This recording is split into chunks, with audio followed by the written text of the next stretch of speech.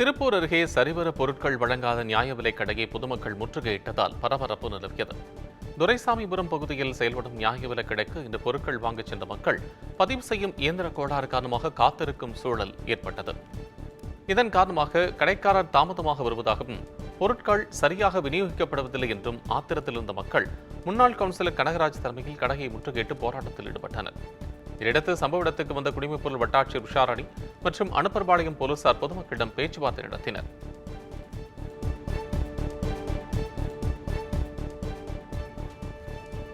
வேலூர் மாவட்டம் காட்பாடி அருகே பொரித்த சிக்கனில் புழு இருந்த வீடியோ வெளியாகி அதிர்ச்சியை ஏற்படுத்தியது. காட்பாடி அடுத்த கல்புதூர் பகுதியில் ஆரம் கோழி மற்றும் மீன் இறைச்சி பக்கோடா கடை செயல்பட்டு வருகிறது. இந்நிலையில் அதே பகுதியில் வசிக்கும் அர்ச்சனா என்ற செவிலியர் அந்த கடையில் இறைச்சி பக்கோடாவில் வாங்கிச் சென்று வீட்டுக்கு சென்றதாக தெரிகிறது. அப்போது இறைச்சியுடன் புழுவையும் சேர்த்து எண்ணெயில் வறுத்தெடுத்திருப்பது போல் தெரியவந்திருப்பதாக அந்த பெண் குற்றம் சாட்டியுள்ளார். இதை கண்ட அந்த பெண் வீடியோ எடுத்து சமூக வலைதளங்களில் பதிவிட்டார். கடை மீது உரிய நடவடிக்கை எடுக்கப்பட வேண்டும் என்றும் அவர் வீடியோவில் வலியுறுத்தியிருந்தார். இந்த நிலையில் பொரித்த சிக்கனில் புழு இருந்த வீடியோ வெளியாகி அதிர்ச்சியை ஏற்படுத்தியுள்ளது. ஆர்எம் சிக்கன் சென்டர் இருக்குது. ஸோ அங்கே நான் சிக்கன் கவாப் வாங்கிட்டு வந்தேன். அதில் பார்த்தீங்கன்னா குழந்தைங்க சாப்பிட்டுட்டே இருந்தாங்க. அதில் பார்த்தீங்கன்னா புழு ஃப்ரை ஆகிருக்கு. நீங்களே பாருங்கள். எது சாப்பிட்டா என்ன ஆயிருக்கோ குழந்தைங்களுக்கு தெரியல எனக்கு. அது நல்ல வேளை குழந்தைங்க பார்த்துட்டு அப்படியே விட்டுட்டாங்க. ஸோ நம்ம ஹோட்டல் தேடி போகிறோன்னா நல்லபடியாக சாப்பாடு கொடுப்பாங்கன்னு தான் இந்த மாதிரிலாம். பல்வேறு கோரிக்கைகளை வலியுறுத்தி திருப்பூர் மாவட்ட ஆட்சியர் அலுவலகத்திற்குள் மாற்றுத்திறனாளிகள் ஆர்ப்பாட்டத்தில் ஈடுபட்டனர். தேசிய பார்வையற்ற கூட்டமைப்பின் சார்பில் தமிழக அரசுக்கு பல்வேறு கோரிக்கைகளை வலியுறுத்தி வருகின்றனர். தற்பொழுது வரை எவ்வித நடவடிக்கையும் எடுக்கப்படாததால் திருப்பூர் மாவட்ட ஆட்சியரத்தில் 100க்கும் மேற்பட்ட பார்வை மாற்றுத்திறனாளிகள் பல்வேறு கோரிக்கைகளை வலியுறுத்தி ஆர்ப்பாட்டத்தில் ஈடுபட்டனர். மாதாந்திர பராமரிப்பு உதவித்தொகை 5000 உயர்த்தி வழங்க வேண்டும், வறுமை கோட்டுக்கும் கீழ் உள்ள மாற்றுத்திறனாளிகளுக்கு நியாய விலைக் கடைகளில் இலவசமாக ரேஷன் பொருட்கள் வழங்க வேண்டும் உள்ளிட்ட கோரிக்கைகளை வலியுறுத்தி முழக்கங்களை எழுப்பினர்.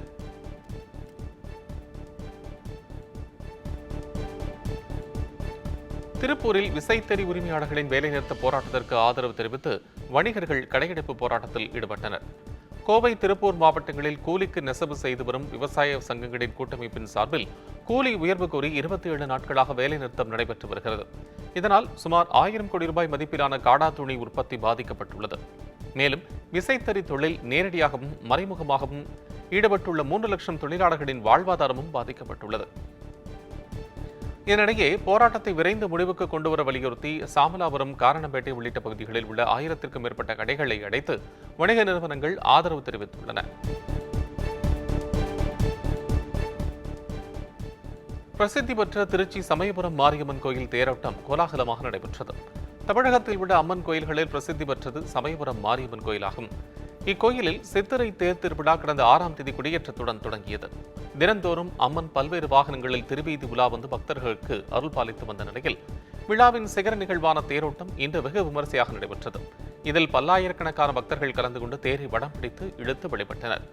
சமயபுரம் மாரியம்மன் கோயில் தேரோட்டத்தை ஒட்டி திருச்சி மாவட்டத்திற்கு இன்று உள்ளூர் விடுமுறை அறிவிக்கப்பட்டுள்ளது.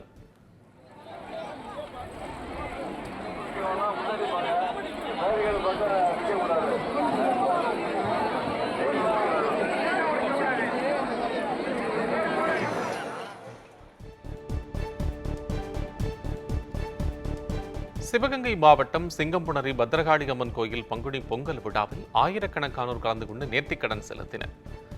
சிங்கம்புணரி நாடார்பேட்டையில் உள்ள பத்ரகாளி அம்மன் கோயில் பங்குனி பொங்கல் விழா கடந்த வாரம் பூத்தட்டு மற்றும் காப்பு கட்டுதலுடன் தொடங்கியது.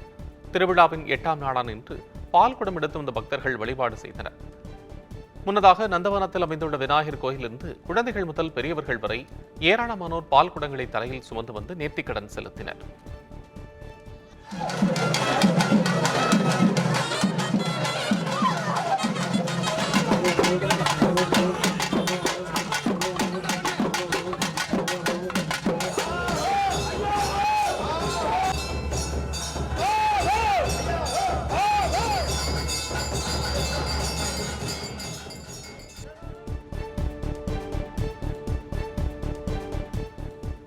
புதிதாக கட்சி ஆரம்பிப்பவர்களை கண்டு பயப்படுபவர்கள் தேமுதிகவினர் அல்ல என்று விஜய பிரபாகரன் தெரிவித்துள்ளார்.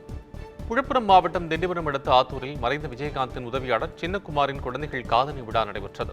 அப்போது நிகழ்ச்சியில் பேசிய விஜய் பிரபாகரன், தேமுதிகவிற்கு ஒற்றை இலக்க சீட்டுகள் வழங்கப்படவுள்ளதாக அரசியல் விமர்சகர்கள் பொய் பிரச்சாரத்தில் ஈடுபட்டு வருவதாக குற்றம் சாட்டினார். தேமுதிகவினரின் மதிப்பும் மரியாதையும் உழைப்பும் மக்களுக்கு தெரியும் என்று கூறினார். தேர்தலுக்கு இன்னும் 1 வருட காலம் இருப்பதால் கூட்டணி குறித்து தற்போது முடிவெடுக்க வேண்டிய அவசியமில்லை என்றும் அவர் கூறினார். நேரத்திலும் தான் தேசிய முற்போக்கு திராவிட கழகம் சுற்றி ஒரு சூழ்ச்சி, ஒரு மாயம், ஒரு வதந்திகள் பரவிட்டே இருக்கும்.